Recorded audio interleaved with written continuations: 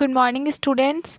Chapter number 3 genetics के first part में हमने पढ़ा था जेनेटिक्स क्या होता है, किसकी स्टडी की जाती है, इसके अंदर जेनेटिक टर्म किसने दी थी और ये जो जेनेटिक है ये किस वर्ड से आया है ना। इसके अलावा हमने पढ़ा था हेरिडिटरी कैरेक्टरिस्टिक क्या होता है, हेरिडिटी क्या होता है, हेरिडिटी टर्म दी किसने थी और वेरिएशन किस कारण से आते हैं। फिर मेंडलिज्म के बारे में पढ़ा था कि मेंडलिज्म जो लॉज मेंडल ने दिए थे इनहेरिटेंस के उनको ही मेंडलिज्म कहा जाता है। ग्रेगर जॉन मेंडल के बारे में पढ़ा था कि उनको फादर ऑफ जेनेटिक्स कहा जाता है, उनका जन्म कहाँ हुआ था, कब हुआ था, है ना, और उन्होंने ही सबसे पहले इनहेरिटेंस के लॉ दिए थे। वो ये सब लॉज देने से पहले एक चर्च में प्रिस्ट थे, ये सब पढ़ा था। उन्होंने हाइब्रिडाइजेशन के एक्सपेरिमेंट करे थे मटर के पौधे पर, है ना, और कब तक किए थे, 7 ईयर्स तक किए थे। फिर उनका जो रिसर्च पेपर था वो किस में पब्लिश हुआ था और किस टाइटल के साथ पब्लिश हुआ था ये भी हमने पढ़ा था। और फिर मेंडल की डेथ हो गई थी 6 जनवरी 1884 में। अब हम पढ़ेंगे कि मेंडल की सक्सेस के क्या क्या रीजंस रहे, क्या क्या कारण रहे। सबसे पहला आ जाएगा Mendel studies the inheritance of one character eight A time. Mendel ने एक बार में इनहेरिटेंस की एक ही कैरेक्टर के बारे में उसने स्टडी करी, ठीक है। दूसरा रीज़न क्या है, Mendel maintained the statistical record of the experiment and analyzed them carefully. जो भी उसने एक्सपेरिमेंट करे उसने उसके रिकॉर्ड को मेंटेन किया और फिर उन रिकॉर्ड को प्रॉपरली उसने एनालाइज करा कि किस में क्या हो रहा है, F1 जनरेशन में क्या हो रहा है, F2 जनरेशन में क्या हो रहा है, किस तरीके के पौधे दिखाई दे रहे हैं हाइब्रिडाइजेशन के बाद, ये सब रिकॉर्ड्स को उसने एनालाइज किया। तीसरी चीज़ उसने क्या करी, मेंडल ने प्लांट के मटेरियल को बहुत ही केयरफुली सेलेक्ट किया। यानी वो पी के प्लांट की जगह कोई और भी तो सेलेक्ट कर सकता था, लेकिन उसने पी के प्लांट को सेलेक्ट करा और यही रीज़न रहा कि वो अपनी जो इसका एक्सपेरिमेंट था उसमें सक्सेसफुल रहा, ठीक है।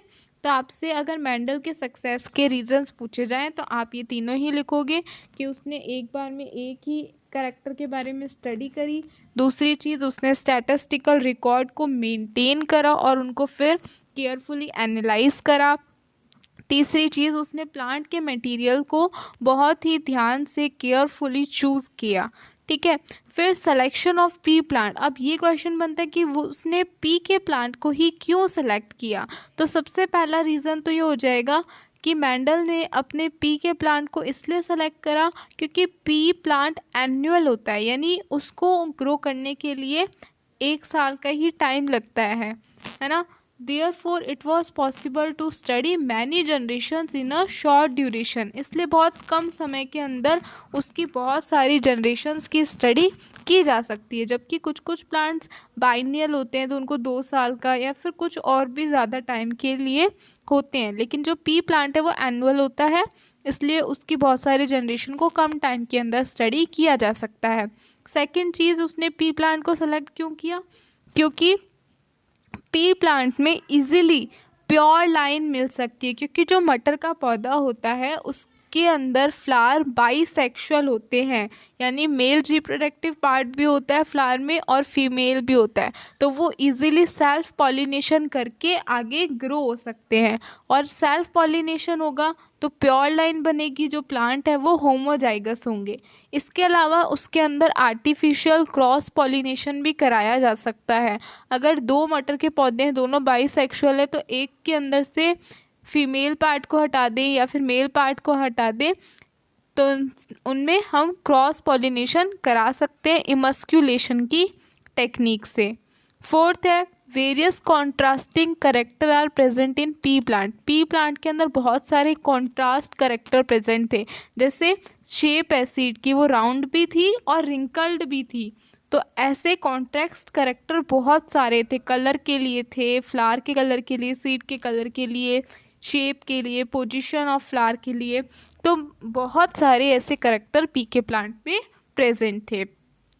अब मेंडल ने कौन से 7 कॉन्ट्रास्ट कलर को चूज़ करा अपने एक्सपेरिमेंट के लिए, वो हमको लर्न रखना है। और कौन सा करेक्टर उनमें से डोमिनेंट है और कौन सा करेक्टर उनमें से रिसेसिव है। जैसे उसने शेप ऑफ सीड को सेलेक्ट किया था, तो राउंडेड जो शेप है वो डोमिनेंट है और रिंकल्ड शेप रिसेसिव है। कलर ऑफ सीड को उसने चूज़ किया था और कलर में येलो डोमिनेंट और ग्रीन रिसेसिव। ठीक है। कलर ऑफ फ्लावर को वॉयलेट डोमिनेंट, वाइट रिसेसिव। ये पूरी टेबल हमको अच्छे से लर्न रखनी है, कौन सा डोमिनेंट में है कौन सा रिसेसिव में है, ये भी साथ साथ में ध्यान रखना है। फिर आता है rediscovery of Mendelism. The law of inheritance given by Mendel were neglected for about 35 years।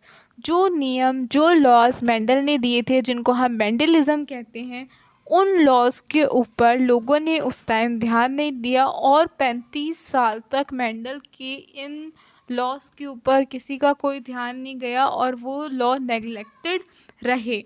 The Hugo de Vries of Holland, Karl Lorenz of Germany and Erich von Schirmack of Austria rediscovered Mendel's law in 1900 while working separately। ये बहुत ही important question है कि किसने Mendelism को वापस से rediscover करा, Mendel के लॉ को वापस रीडिस्कवर करा। तो आपको ये तीनों साइंटिस्ट के नाम अच्छे से लर्न होने चाहिए। ठीक है। जो हुगो डू वेरिस थे वो हॉलैंड के थे, कार्ल लॉरेंस जर्मनी के थे, एरिच वॉन शेमार्क ये ऑस्ट्रिया के थे। ये अलग अलग अपनी अपनी जगह पर काम कर रहे थे और उन्होंने 1900 में मेंडल के लॉ को फिर से रीडिस्कवर करने का काम किया था। फिर आप देखिए जेनेटिक्स टर्मिनोलॉजी। अब जेनेटिक्स के बारे में, मेंडल्स के लॉ के बारे में हम आगे पढ़ेंगे, तो उससे पहले आपको जेनेटिक्स के अंदर क्या क्या टर्म आते हैं, क्या क्या वर्ड आते हैं, उनके बारे में पता होना ज़रूरी है। फर्स्ट टर्म आती है इसके अंदर जीन। जीन क्या होती है? जीन एक ऐसा फैक्टर होता है जो कि करैक्टर को कंट्रोल करने का काम करता है। कोई भी तरीके की विशेषता है, जैसे कोई प्लांट है वो टॉल है, लंबा है, तो उसके इस करैक्टर को कंट्रोल कौन करेगा? जीन कंट्रोल करेगा कि वो लंबा होगा या बोना होगा। ठीक है। तो जीन क्या हो गया? वो फैक्टर जो कि करैक्टर को कंट्रोल करने का काम करता है। फिर आपसे अगर पूछ ले कि जो जीन टर्म है वो किसने दी, जैसे हेरिडिटी पूछ लेते हैं स्पेंसर ने दी, वैसे जीन पूछ ले किसने दी, जेनेटिक्स पूछते हैं बैटसन ने दी, तो जीन किसने दी है? जॉनसन ने। ठीक है।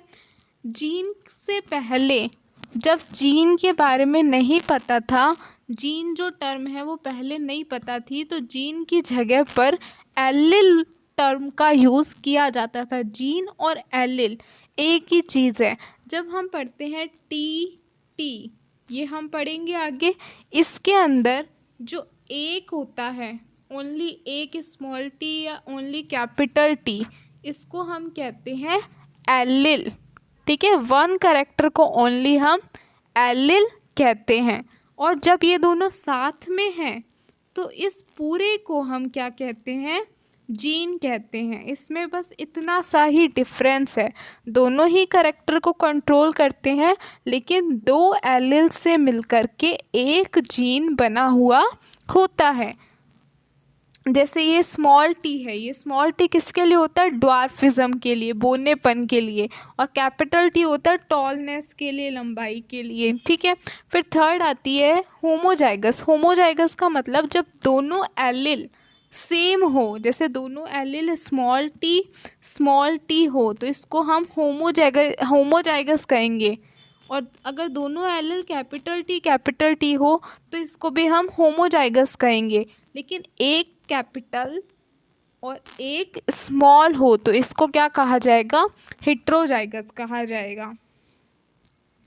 फिर फिफ्थ टर्म आती है फिनोटाइप। फिनोटाइप का मतलब है किसी भी इंडिविजुअल का बाहर से देखने पर जो हमारे को दिखाई देता है, एक्सटर्नल अपीयरेंस जो होती है किसी भी इंडिविजुअल की, उसको हम फिनोटाइप कहते हैं। जैसे कोई भी टॉल प्लांट है ना, हमारे को टॉल दिखाई दे रहा है वो, तो हो सकता है वो कैपिटल टी और स्मॉल टी हो, या फिर हो सकता है वो कैपिटल टी हो। अगर उसके अंदर ये जीन प्रेजेंट है तब भी वो टॉल दिखाई देगा, ये जीन प्रेजेंट है तब भी वो टॉल दिखाई देगा। तो इस कंडीशन को हम बोलते हैं फिनोटाइप, यानी हमारे को जो बाहर से देखने को मिल रहा है उसको फिनोटाइप कहेंगे। फिर देखो जीनोटाइप, जीनोटाइप क्या होता है? जेनेटिक कॉन्स्टिट्यूशन, यानी जीन कैसा है उसका। अगर दोनों टी टी कैपिटल कैपिटल है तो इसको हम कहेंगे प्योर टॉल या फिर होमोजाइगस टॉल कहेंगे। लेकिन एक टी कैपिटल और एक टी स्मॉल है तो इसको हम इम्प्योर टॉल या फिर हेटेरोजाइगस टॉल कहेंगे। ठीक है। फिर सेवंथ टर्म आती है डोमिनेंट करेक्टर। डोमिनेंट करेक्टर क्या होते हैं? वो करेक्टर जो अपने आप को F1 जनरेशन के अंदर एक्सप्रेस कर देते हैं।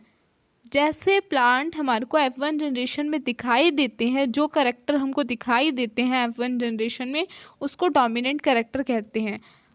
F1 जनरेशन क्या होती है वो हम आगे पढ़ेंगे, अभी के लिए आप इतना ध्यान रखो। डोमिनेंट करेक्टर क्या होते हैं? वो करेक्टर जो अपने आप को F1 जनरेशन में दिखाए, एक्सप्रेस करे। रिसेसिव करेक्टर वो हो जाएंगे जो अपने आप को F1 जनरेशन में एक्सप्रेस नहीं कर पाएंगे। फिर नाइन्थ है मोनोहाइब्रिड क्रॉस। ऐसा क्रॉस जो सिंगल कॉन्ट्रास्टिंग करेक्टर के बीच में हो, यानी सिर्फ टॉल और ड्वार्फ के बारे में हो, मतलब एक ही करेक्टर लिया गया है इसके अंदर, उसको हम मोनोहाइब्रिड क्रॉस कहते हैं। आगे हम डाई हाइब्रिड क्रॉस पढ़ेंगे जिसके अंदर दो करेक्टर लिए जाएंगे, एक तो येलो और ग्रीन कलर का और एक राउंड और रिंकल्ड शेप का। तो दो करेक्टर जब एक साथ लेकर क्रॉस कराया जाएगा तब डाई हाइब्रिड क्रॉस होगा, और केवल एक करेक्टर टॉलनेस और ड्वार्फनेस का करेक्टर लेके जब क्रॉस कराया जाएगा तब वो क्या होगा? वो मोनोहाइब्रिड क्रॉस होगा। इसी तरह से जब तीन करेक्टर्स को लेकर के क्रॉस कराया जाएगा तो उसको ट्राई हाइब्रिड क्रॉस कहेंगे, और तीन से भी ज़्यादा टाइप के करेक्टर लेकर जब क्रॉस कराया जाता है तो उसको पॉली हाइब्रिड क्रॉस कहा जाता है। अब आप देखो टेस्ट क्रॉस। टेस्ट क्रॉस क्या होता है? टेस्ट क्रॉस का मतलब होता है F1 जनरेशन के अंदर जो हाइब्रिड बना है उस F1 जनरेशन के हाइब्रिड का रिसेसिव पेरेंट से यानी स्मॉल टी से जब क्रॉसिंग कराई जाती है उसको टेस्ट क्रॉस कहते हैं। ठीक है। बैक क्रॉस क्या होता है? F1 जनरेशन का स्मॉल टी से कराओ यानी रिसेसिव पेरेंट से कराओ, चाहे कैपिटल टी से कराओ यानी डोमिनेंट पेरेंट से कराओ, दोनों में से किसी से भी कराओ उसको हम बैक क्रॉस कहते हैं। जबकि टेस्ट क्रॉस में F1 की क्रॉसिंग सिर्फ और सिर्फ रिसेसिव पेरेंट से करवाई जाती है। फिर आता है reciprocal cross. Such type of cross in which A plant TT is considered as male and B plant TT is considered as female, and in another cross A plant TT is considered as female and B plant TT is considered as male. क्या बोलना चाह रहा है ये? इस तरीके का cross है ये जिसके अंदर एक पौधा है जिसमें कैपिटल टी को मेल माना जा रहा है और स्मॉल टी को क्या माना जा रहा है? फीमेल। और एक दूसरा पौधा है जिसके अंदर कैपिटल टी को क्या माना जा रहा है? फीमेल, और स्मॉल टी को क्या माना जा रहा है? मेल। और इन दोनों के बीच में क्रॉसिंग ओवर हो रही है, तो ऐसे क्रॉसिंग ओवर को हम बोलते हैं रेसिप्रोकल क्रॉस। नेक्स्ट आती है पेरेंटल जनरेशन। पेरेंटल जनरेशन क्या होती है? The plant which are cross to obtain the offspring called as parental generation.